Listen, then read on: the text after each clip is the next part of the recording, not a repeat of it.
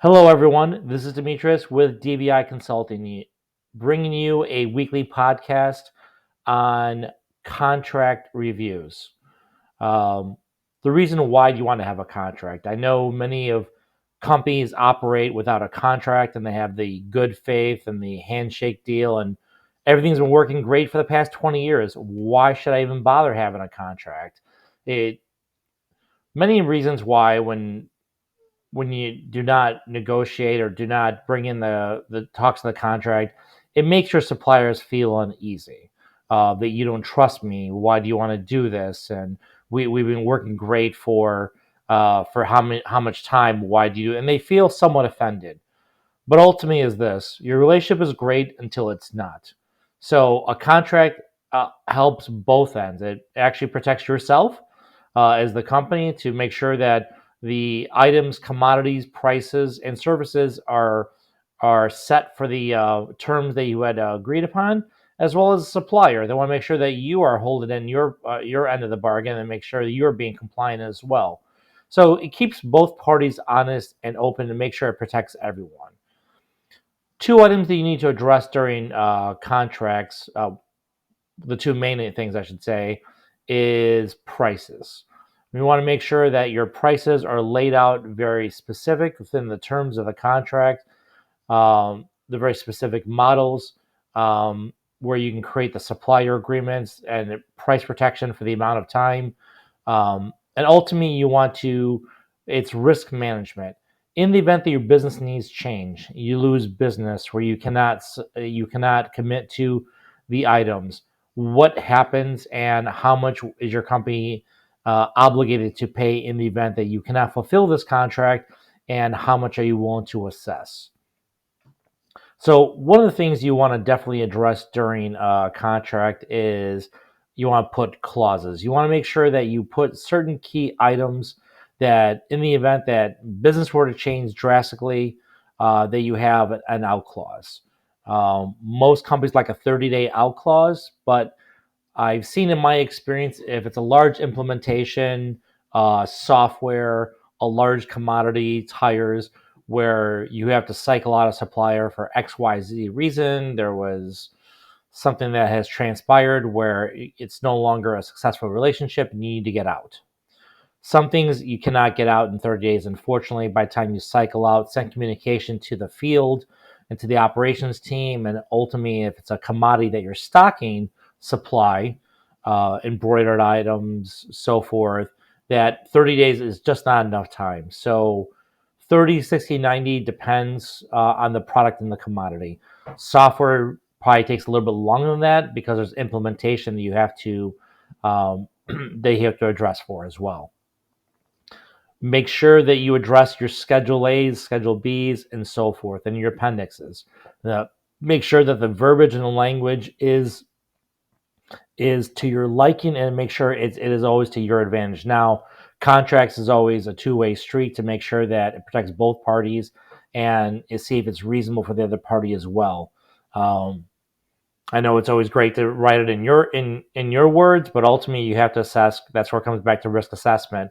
That in the event that something were to transpire, how much can you pay out? Make sure you have your Schedule A's in place. Make sure the wording is correct, and review this with your legal team. Make sure you do the first rounds yourself if possible, or if not, have a paralegal work with you on the terms. Um, Make sure that the verbiage is in there as correctly. It's coterminous.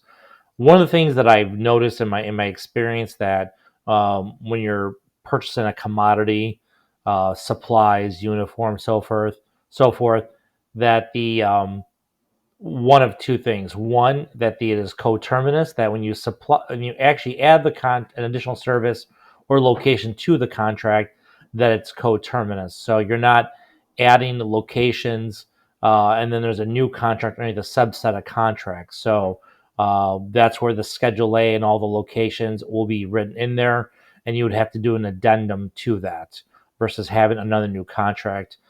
Make sure you work closely with your legal team to ensure that the verbiage is correct, so you are not extending out a contract unnecessarily uh, for any service.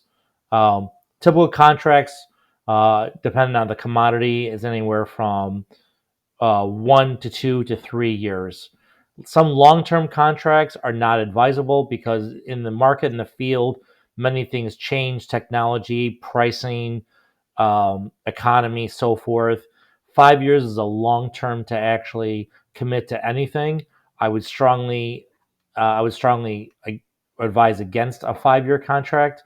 Even 3 years, depending on what it is even a long term. Now, when you're talking about software and implementation, it would not be uncommon for a software for deployment and testing to take 12 to 18 months. So a 3 year contract would be feasible in this instance. And also look at the terms that it's auto renewal. Make sure that you're not sign up for something you cannot get out of. You cannot get out of the contract because you had adhered to a auto renewal. Again, work with your paralegal team as well, and make sure that you assess risk.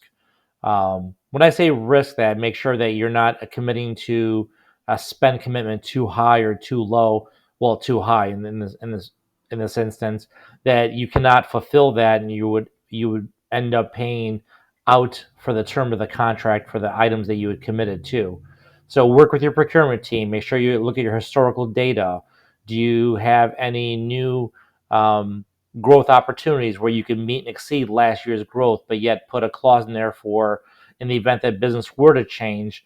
Again, hence the out clause that that you can get out of the contract or you're not tied into that agreement.